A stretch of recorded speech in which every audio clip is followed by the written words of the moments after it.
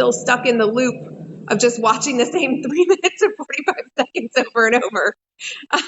So I, once again, am going to babble for a little bit to try and give everybody a chance to join us on the new live feed. My name, once again, is Rebecca Nelson. I'm the wine club director here at Becker Vineyards. We do have a lot of people to talk to you tonight. We have an excellent wine that I really hope you still have some left of, which is our 2016 Reserve Merlot. Won double gold at the San Francisco Chronicle Wine Competition and double gold at the San Francisco International Wine Competition. So this is really a feather in our cap as far as some of our wines go. So we really want to be able to discuss this with you tonight. We do have Jon Leahy, our winemaker, also Dr. Joe Becker. I'm going to go ahead and try and turn it back over to them again, and we'll get you guys started, and hopefully this will continue, and we'll get through this tasting. I really appreciate everybody that's still hanging in there with us. Thank you so much, you guys. Cheers. Cheers, Rebecca. Thanks. And again, thank you for bearing with us and all of our issues here. As somebody wrote on an earlier comment, they were looking forward to a stress-free tasting. Well, maybe now we can have a stress-free tasting. Anyway, Joe, welcome. Who's your assistant tonight? Nope. Okay. Looks like I'm the only one. You guys are stuck with me. So I do want to welcome you all as you join. Thank you for bearing with us again. It's the 2016 Reserve Merlot. As Rebecca mentioned, we did get 2 double gold medals in the same year from 2 different international competitions, which, as I explained on an earlier broadcast, in order to get a double gold, you had to have all 55 to 60 judges give you a gold medal. If even one judge only gave you a silver, then you did not get a double gold. So we got that twice in the same year off of this wine from 2 completely different competitions spanning almost 120 of our peers from across the country, competing against over 6,000 wines from around the world. So we are extraordinarily proud of that. So Joe and Chris, welcome. Chris, would you mind doing your lavender products again? Okay, I think probably a slight delay. So I'm also having a little trouble with the audio here too. So I'll tell you what, Joe, since you can hear me, why don't you tell us a little bit about your impressions on this wine? John, do you hear me? Yes. Yeah. I just want to point out, because I'm joined by my co-host Batman today, that there is some dark chocolate and some Jarlsberg cheese on here, and I just want to show everybody before it disappears that these are 2 great pairings for Merlot. My mother loved Merlot and chocolate, as did my father. We have a Merlot and chocolate event. Right. But I think just going on the theme of things, I am joined here by my co-host Batman, also known as, what's your secret identity? Nolan Becker. Nolan Becker. So Merlot, I think for a lot of people, and I have to be a basketball nerd too because it runs in the family. I think many people think of Merlot as the Robin to the Batman of Cabernet, or the Scottie Pippen, if you're watching the Last Dance documentary on ESPN, Merlot being the Scottie Pippen to the Michael Jordan of Cabernet. So that's the theme that we're going for today. It's kind of a stretch, but I think that what to be said about it is that it is an underappreciated varietal. I think a lot of us think about Paul Giamatti's character in Sideways, who refuses to drink Merlot until he drinks a 59 Cheval Blanc at the end of the movie, which of course is a huge Merlot blend. But I think that Merlot is an incredible varietal. It's I have to say one more thing that's meaningful to my family, in that many speculate that Merlot comes from the French word merle, which means blackbird. And my father loves poetry, and one of the great poems of one of his favorite poets, Wallace Stevens, was 13 Ways of Picturing a Blackbird. And so I think that Merlot is more complex, more blackberry, more soft tannin than I think people give it credit for. Hang on, Batman wants to weigh in on this. Batman, do you have any thoughts? You want to try it first? Okay, Batman, how do you feel? Good, all right. That's our review here. Double gold from Batman. I just need to go. That's awesome. Well, tonight, since it's Wednesday, we're really going to delve deep into the vineyards that we have on this. And so, Joe, I think we're going to start muting everybody so we don't get too much feedback. Anyway, tonight we're also going to be joined by Bret Perrenoud, our general manager, who's also our grower relations. Bret has spent the last 15 plus years really delving down into these different vineyards. And when I first joined the team in 2012, Bret and I took several days just to go up to the vineyards that these particular grapes came from. The first one being the Steve and Cindy Newsom vineyard, and then the Dr. Reddy, VJ Reddy's vineyard, and also Jet and Gay Wilmoth's Diamante Doble vineyard, that particular block of the Merlot there. So all three of these Merlots and then a little bit of Dr. Reddy's Petit Verdot make up the blend on this particular reserve. So Bret, I really want to touch base first on Cindy and Steve Newsom's vineyard. Yeah, one of the cool things about their vineyard is that it's around their house, so it's right in Sundown, Texas, and it's a 5-acre block of Merlot, and I can't remember what rootstock it's on, but Steve had farmed many other crops around the High Plains. I call him, he'll probably get mad at me for saying this, but our GQ farmer. I swear he could probably run those thousands of acres of other crops from his laptop in his house instead of going out and turning on the valves. He would just click a button and they would all magically come on, is the way I see it in my mind. But that vineyard was always really nice around their house there. And I think when we first started getting it, it was always a really pleasant surprise when it would come into the winery. And I think from the get-go, it's been one of the better Merlots that we've had in many years. But the fact that this comes from 4 vineyards is also kind of a testament to our distribution program, where these wines are in full distribution. This wine is readily available throughout the state. And it's something that we can make in quantity again, but I think it's one of the best values. So like people always ask me one of my favorite wines are, and I think that the top 2 answers at the winery are one thing, and then the stuff that people are buying in the grocery store are the other. And when I say, my favorites from distribution, it's always Merlot and the Reserve Merlot and the Claret. So those are my votes for those 2. So. Well, I would like to tell a little story about Steve Newsom, because the 2016 is memorable for a variety of reasons. One of them, of course, the double golds that we won. And that's a testament to not just the vineyards and the hard work that the folks do up there, but also our team here at the winery, who deserve a lot of credit for their diligence.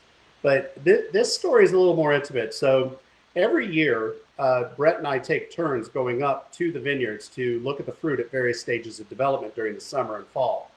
This particular year, I drove up there with one of our cellar guys, Juan, and we drove up early one morning. We left my house here at about 5 a.m. to make that 5.5-hour drive up there. We're going to do a whirlwind drive-through on a few vineyards in one day. So we left at 5 a.m. We actually got back at 10 p.m. that night. Went all the way up to Brownfield, Lubbock, of course, Sundown, where Steve's vineyard is, Steve and Cindy. So we get up there, and it's remember, it's the beginning of Labor Day weekend. So we get there, and I call Steve ahead of time and say, hey, we're getting to the vineyard. Do you mind, if you're not home, do you mind if I go out and get some samples? And he said, no, not at all. He goes, I'm on the other side of the ranch. Cindy and I are working. We'll be over there in about half an hour. And so Juan and I got there, took some samples, walked the vineyard. Steve gets in there, and I say hi to Cindy, and they both arrived. And Steve and I are out talking about the vineyard, expected harvest dates, etc. Cindy comes out, tells Steve, hey, I'm having trouble with the house alarm. Can you come fix it? He kind of rolls his eyes, goes inside, fixes, comes back out. We continue to talk for about another 10 minutes. And I said, everything cool? And he's like, yeah. And I said, well, we're going to wrap up here and head to the next vineyard. They leave before us, maybe 3 minutes before us. They drive out, and Juan and I get back in the winery truck. We're driving out, and Sundown's Finest appears with his lights on, stops us on the road right after we're turning out of the driveway. And this guy comes up, and he's a nice guy, but Juan looks at me and he goes, what do we do? And I looked at Juan. I said, I don't know about you, but I'm going to tell him you kidnapped me. And Juan's response was not fit for public purview. But this guy comes up and starts asking us, do you know the property owner, da-da-da-da. While we got stopped, I called Steve and said, hey, you need to come back. And I said, the cops have come for some reason. I guess they were responding to the alarm. Well, in the time that we got stopped, we got 2 sheriff's unit and then a DPS unit come up. Steve shows up, and the sheriff said, "Hey, Steve, do you know these guys?" Steve looks in the window, goes, "Nah, I've never seen them before at all." And then my response was not fit for public purview, but Steve thought that was the funniest thing ever. And all I could think is, I'm going to spend 3 nights in jail just for getting a grape sample. But well worth it, Steve. So if you're listening, thanks. But anyway. And then, John, how much? What was the blend percentage on this? I can't remember. I don't have my sheets. Yeah, I've got a. Let me pull up my sheet here. With apologies, I have it on the phone. So, and I think while you're doing that, they told me that they had Chris back on, so we could pull her on while you're doing that to talk about the lavender stuff real quick. Yeah, absolutely. Let's get her back on for that. There she is. All right, Christy, your turn. All right. Well, perfect. Well, shout out to Crystal. She's our technician, so she's been working really hard getting all this going. So I don't know how much everybody saw in my previous little loop, but I just start over because we deleted it. Oh, you deleted it. Oh, it was my best performance ever. Awesome.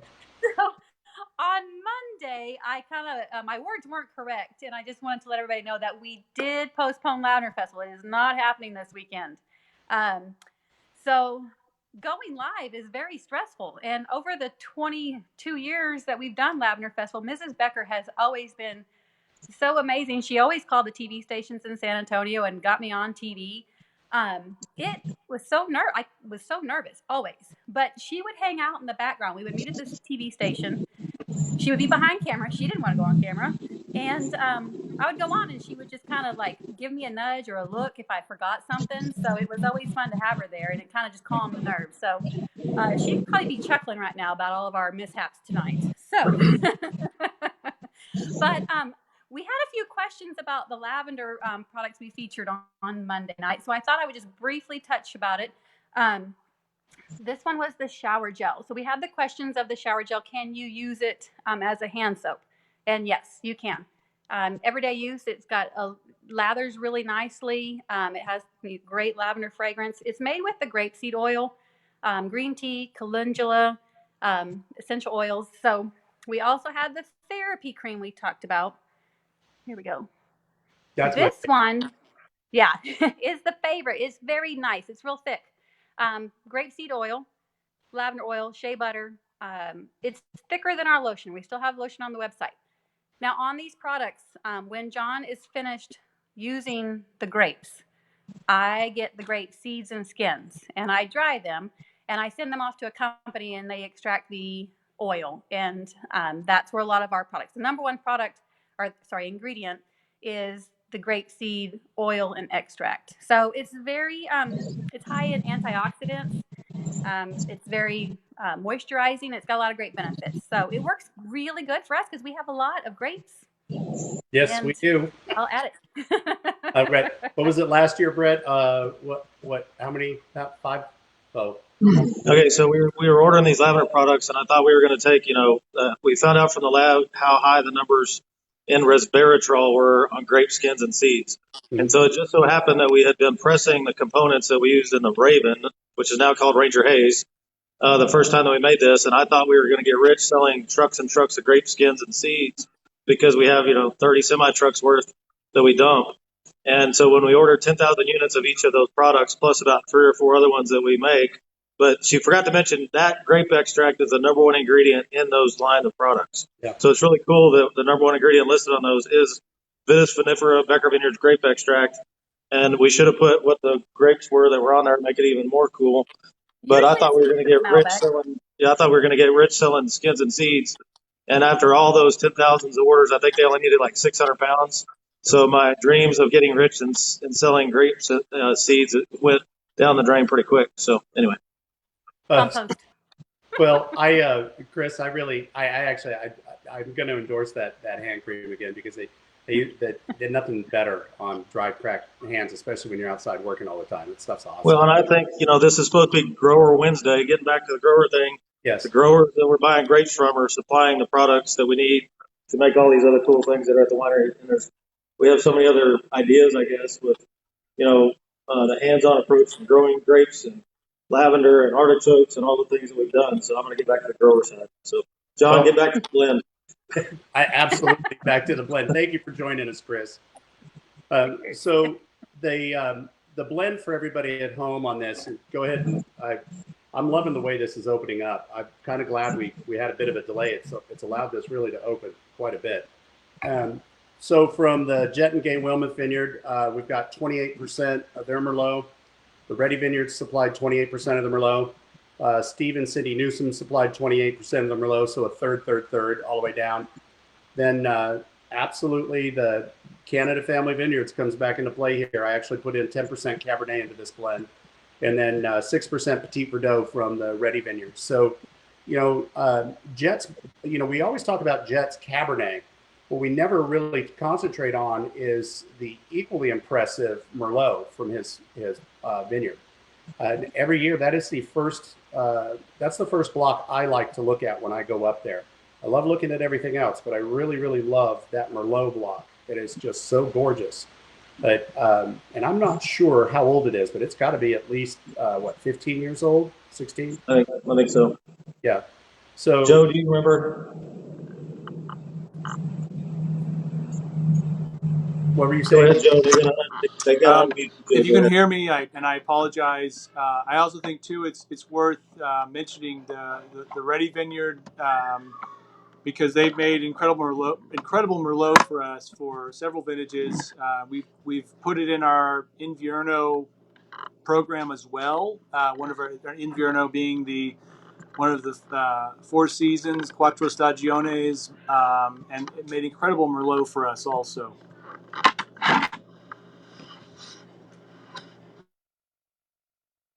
I can't say enough good things about Jet's Vineyard overall, but Bret, why don't you speak a little bit deeper into that? You've got so much more time in that vineyard. Yeah, so I remember going to VJ's a long, long time ago with Bobby Cox when he used to. I'd go up there and sit with Bobby for 3 days in the truck, and he would drag me around and show me the different vineyard blocks. And VJ's blocks were always very interesting because he had planted. For you that don't know, we're going to try to get VJ on. So we've got about 5, I think, other growers that we're going to try to get in the loop here on our broadcast. But going to VJ's, he is a soil scientist or soil doctor, and he had been changing out of row crops and putting in grapevines. And so I remember one year he put in 90,000 vines, I think, and the freeze in the early spring hit him and took like 75% of those. So if you can imagine starting over again in those blocks where you have all this work put into it and then absolutely no product to show for it because of just one weather event. And the numbers might be wrong, but it was that bad, But going into that vineyard, he's got rows that are 1 section long, I believe, on that Viognier that we get. So like 3 rows of Viognier produced like 27 tons, and it was only 3 rows. So that was kind of a cool thing to see. But we buy a lot of fruit from VJ, and he's got different ages of Merlot, and so that's why you may see or hear us talk about one of the Merlots going into the reserve program that's in the Quattro Stagione that Joe was talking about. And then you may hear about another Merlot going into the regular Merlot that we put into the distribution pipeline. And I think that you have to understand that when we buy different age blocks, that may be how we're segmenting or separating those blocks out, right, Joe? Oh, yeah, absolutely, we do. And Jet just commented on the stream that it's been 18 years for that. Okay, cool.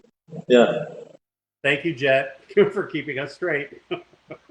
And I would think BJ's probably 16 or somewhere in there too, Right. I think they all started about the same time. Yeah, and he's been planning quite a bit. And his son is helping him out now. And the thing that I like about getting the grapes from VJ is the way he divides his blocks. And it does help us out on that level, the north, south, or new, young, old. So we're really able to delve deeply into the development of the grape throughout its age. Dealing with the different ages there. But we do need to hit it once again, though, on the Canada's vineyard. We had the Cabernet and the Chardonnay on already, but, we did use a little bit more of this cab in this particular blend. And for me, that was to supply a really nice mid-palate weight. Merlot tends, you can get a fully developed Merlot. I'm not saying Merlot doesn't develop fully. I really enjoy the grape, but it does enjoy just a touch of cab and a little Petit Verdot. It brings out the subtleties that Merlot has in there. But as far as the Canada's vineyard, the thing that impressed me, especially our first trip up there, Brett, when we went up there, how pristine those Cabernet rows are. And she's got two different ages of cab too, doesn't she? Isn't that? Yeah, and I think one of the things that impresses me the most when I take the trip, and we spend 2 days or 3 days up there looking at vineyards, and I last year I went a lot. I mean, I think that we try to get up there as much as we can, and it just worked last year for me to go. And John and I trade off a lot, going back and forth. But when we go to our growers' vineyards, they look like state parks. They're the prettiest. They keep the weeds out of them. They're doing everything right. And I think one of the things that I'm impressed with is that when we get Merlot and Cabernet like this particular year with this vintage, even after the big year that we had in 15, but this being a 16, they all came in very ripe, if I remember right. I think that Yes. The alcohol on this is right around 14%. Is that right? Like 14.8 or something? That's 14.4, 14.2. Yeah, it's actually no, this one is 13.8. 13.8. Yeah, So this is one of the other banes of my existence is that bottle, right? So way back in the day, Merlot sales, I think this was like in 2006, 2007. Merlot sales weren't all that great, and so we had a meeting, and our marketing team that's out in the world said that we need to change the bottle because this label used to look like the tree label with just the paper label, and it just said Merlot with the tree. And so we came up with this decorated bottle. The problem with that specific decorated bottle is it takes like 3 months to order it and get it in. And so the alcohol in this wine always hovers around 13.8 or 14.2, okay? Which doesn't sound like a big deal, but the old school thing was 14 was a line for different tax breaks in the federal government and in the state. Well, the feds changed it. Now it's just the state. And it's really boring to talk about. But we always have to hold on that alcohol until they get the wine put together in a blend. And then we have to call the label company and say, or the bottle company and say, print either 13.8 or 14.2 or 15 if that's what it ends up being. And so it's just always a challenge to get this particular wine in the bottle, which again is one of the things that I have to deal with, but nobody really cares about, so to speak. Well, we care about it when we want it in the bottle to drink. Yeah. And I really want people to really smell this wine again. So, Brett, we're going to shift gears here. Let's delve a little bit into what you're getting on the nose. So this is something we do every week, and I think we probably take it for granted a little bit. But what are you getting on there? I get a lot of toasted notes. Obviously, I think that the barrel program that you put this in is giving that kind of the softer tannins. I personally, I don't think that this is a big wine. Obviously, I think it's right kind of in the mid to heavy range as far as what I'm picking up. I love drinking Merlot. I think that if you travel around the world, the misnomer about Merlot is that, the movie Sideways screwed it up and changed kind of its path. And that's probably what caused us to change the package way back in the day, right? I think it was probably a few years after that movie came out, but I think the effects were still being felt.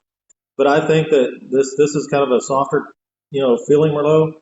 I love the big, jammy, chewy Merlots, but I also like this style where it's not maybe as heavy, To me, Merlot is never meant to be huge. When I taste a Merlot and it starts getting really big in the mouth, the only thing I can think of is, okay, buddy, how much Petit Verdot or Cabernet did you just put in that Merlot? Merlot is soft. It's subtle. It's like a nice warm summer evening. It's not. It creeps up on you. It's very mellow. It's got a lot of good fruit. It's jammy. There's very low bramble to it, so it goes very easily. And I love the irony, and I love the fact that so many people miss the irony of that movie Sideways, that he was carrying around a bottle of Merlot after ranting and raving about how much he hated Merlot, and his favorite wine was Merlot. But it just shows that. I mean, in the early 90s, California Merlots took off, and people were, they got sick of them, or they're just the natural rebellion against them. But Merlot, there is no other wine like it. And it is so important in the blends of Cabernet, but by itself, it makes this gorgeous, deep, beautiful wine.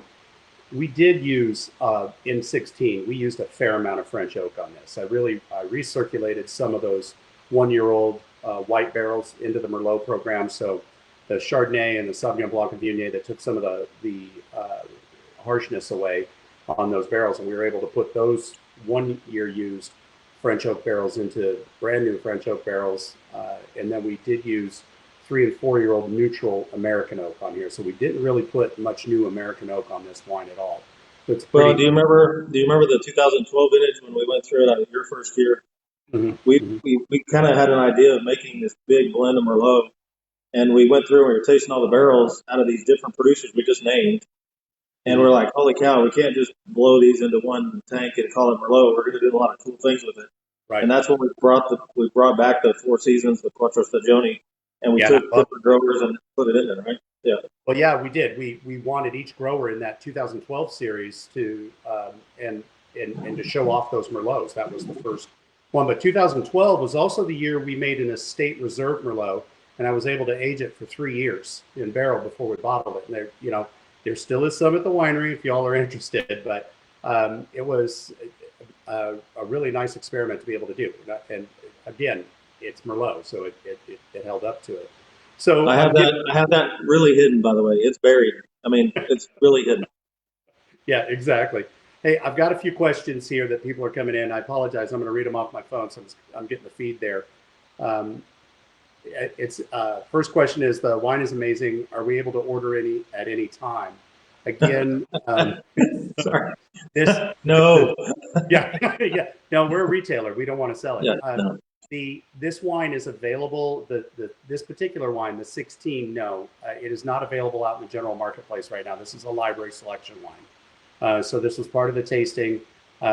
We do special releases on our library occasionally. When you come back to visit the winery, when we reopen, and you do the library tasting, you'll be able to buy it through that particular tasting. Hey, John, Dr. Becker did give me authorization to sell some of it. So the story behind this too is the double gold that got missed is that the first time we put it in for the double gold, it got its award, right? And then about 7 or 8 months later, there was another contest, even though they announced themselves at different times. And I don't want to go into this, but we pretty much sent these two wines 8 months apart-ish. Is that right? Yeah, it was actually 8 or 9 months, but the confusing part is those double golds happened in the same year, but it was for two. Each contest runs a different year. The one was the current year, and the one was the next year. So that confused everything. So when it won the second double gold, I got the results, and I'm like, who the hell sent that? Because we're almost out. And then I think they came in and said, well, when we had to ship it, we had 2,000 cases of it. And I said, well, now there's the last truck just got loaded with those pallets, and they're all gone. I said, Dr. Becker is going to flip his lid when he finds out that this won 2 double golds, and I just sent the last 2 pallets out in distribution. Yes. Well, and so we went back and got it. We went back and picked it up and brought it back. So. Well, and I think earlier with our first broadcast, I was trying to explain it. I don't think I did justice to it this time, but for those of you joining us, the double golds, just to get one on either the San Francisco Chronicle or the San Francisco International, you're competing against between 4,000 and 6,000 wines from around the world, and there are 60 judges. Each judge has to taste your wine and award you a gold medal. If all 60 judges do that, then you get an automatic double gold. If even one judge judges you less than gold, then you don't get a double gold. So you never know when you have a gold medal, are you 1 shy of a double gold or were you 10 shy of a double gold? But when you get a double gold, you know for sure everybody was on the same page. To do that twice in the same year from 2 different sets of judges, 2 different contests, 120 different judges competing against 4,000 to 8,000 wines, depending on how many went into each contest. That's a hell of a feather in our cap as a winery that we got this one wine. So we're extraordinarily proud of it. I am extraordinarily proud of it. This is why we make wine, so we can share it with people, but also the competitive edge inside of you. I remember when we got that second one, and yes, we had to go through all that, but all I could think of was, well, effing right. Yeah. Well, and that's also why, it sounds crazy to tell people right now we wouldn't sell all this that we had right now, right? I mean, the tasting rooms shut down, but at the same time, I really look forward to, we released what Dr. Becker told me that we could for this tasting, which was a lot. This was by far our most successful, package that we sent out as far as the 3-pack goes. And if you can find this at retail, I would always tell people, like, if you're in a small town in Texas that has a small liquor store, walk in that liquor store and check the vintage on if they have Reserve Merlot, because a lot of times I've done this for other wines that I like, and you're amazed what you could find in those stores. So this wine retails for $14.99 normally in the grocery store, right? You'll find it for, it'll be on deal. It might be $12.99 or whatever. The current price, if somebody wants to reorder this until we run through the allotment that he gave me, which is not a lot, I think it was about 20 cases, is $40 because it's a library wine.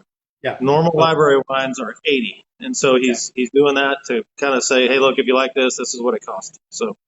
Well, I got a question here about the winesicle bottle that I was just pouring my Merlot from. So for everybody at home, if you can see this, I apologize. I can never get the camera angle correct. So you can't see the glare. The glare is like awful. Yeah. I can't see it. Well, the logo's on the front, but anyway, the bottle, it's a fairly wide mouth bottle. It's a double insulated stainless steel. So I keep it in the freezer empty until I need it. And somebody asked, does that help keep the wine at a good temperature? And yes, it does. That's why I poured it in there. I did it later in the game after we were having those technical issues to keep the wine. But you didn't put the wine in the fridge, just the topper, correct? Yeah, just this, not the wine. Okay. Then I poured the bottle of wine in there. It cooled it down just enough. It's actually like drinking at cellar temperature. It's a trick that I learned when we first got that. It's not just for white wines. It's also for the red wines. You pour that into the frozen bottle, take it out to the pool or beach or picnic, and it keeps, because I'm a red wine drinker at heart as well. I love white wines, but every once in a while, in the summer, I want a red wine, but I want it at a cooler temperature, not cold, but cellar temperature so I can taste it. And so that's why I did that. So yes, it does keep it at a good temperature.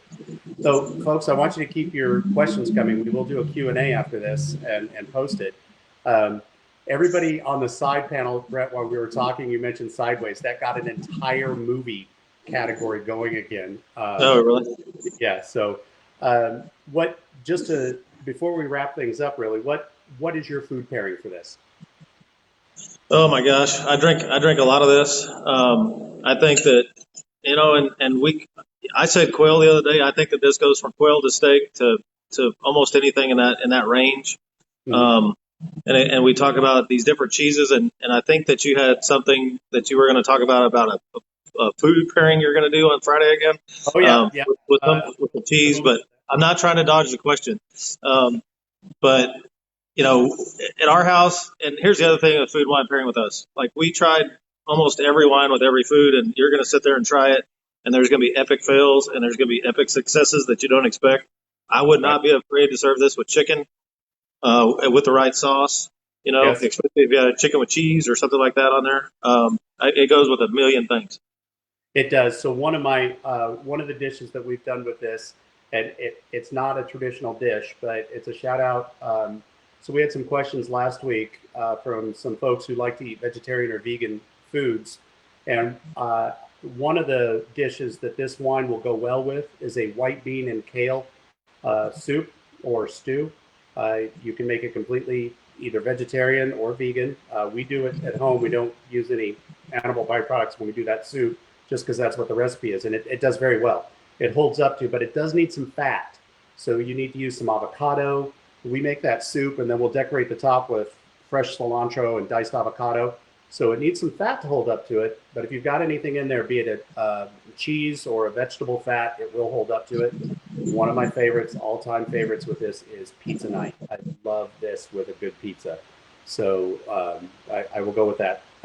So you alluded to Friday. So everybody, if you're joining us on Friday, we're going to be doing the Cabernet, our double gold, Wilmeth Vineyards Cabernet. And the thing that I'm going to make, and I'll post a recipe tomorrow, just so you all know what I'm doing stuffed mushrooms. So one of my favorite things is to take those really giant capped mushrooms, kind of carve them out a little bit, and put a little cream cheese, blue cheese, and crab, and broil them and stuff them that way. But I'm going to make both a sausage stuffed mushroom as well as just a crab stuffed mushroom. So we'll do both and see how they go. So a stuffed mushroom, you can do anything with it. We've stuffed it with veggies and a little bit of parm on top and broiled it. We've done just breadcrumbs and veggie stuffing, any way you want to do it. So it's really nice. And I think I just got some more questions here. And I also have a shout out for an anniversary. So there's some folks up in Amarillo that have been joining us for every broadcast. The last name of Toe, I hope I'm pronouncing that T-O-W, Toe or Tao. But anyway, it's their 14th anniversary. So congratulations to the both of you. Thank you for joining us. Cheers to your anniversary. So Brett, any final words of wisdom before I do the sign off? No, I'm just glad that the internet finally worked. I'm sorry for y'all. We actually host these from the downtown Fredericksburg tasting room, and I swear no computer would hook onto anything here until this finally worked. So I don't think it was Zoom. I don't think it was BeLive. I think it was our internet here in town. So anyway, sorry for that. We'll get that fixed. I hope on like Friday, I had this idea since it's such a big day. It's the day before Lavender Fest should have been. So, normally this day today, Chris and I would be out putting tents up at the winery and fighting about how to lay out all the stuff, right? So I told the guys in production, I said, hey, should we go get the markers out there and just go pretend like we're marking the tent spots, even though nobody's going to be here? And I do want to mention this. We are not going to be open on Friday and Saturday like everybody else in the world is. We will be doing curbside pickup like we have been doing. This is not, we're going to put another message out for this, but Dr. Becker is very adamant that we are going to stick with curbside and kind of go from there, and we'll put another post out for that. So yeah, that's a nice segue too. I really do want again to thank everybody that's been working through the COVID state of emergency here. We have 3 nurses in our family who have all been working 24/7. I've got a couple of doctors down in San Antonio who haven't seen their family in a long time. I've also got a couple of first responders and my niece who's a cop, and she's been busy and she hasn't seen her family much. So I really want to thank everybody out there, all of you guys that have been doing such a great job. There's nothing that we can say or do to thank you enough for everything that you've done. So if we can make you a glass of wine and bring you a little joy, I hope we do. So to everybody else, pay attention for Friday. Make those stuffed mushrooms or your favorite food and join us. Otherwise, we wish you good health and great wine. So cheers. cheers.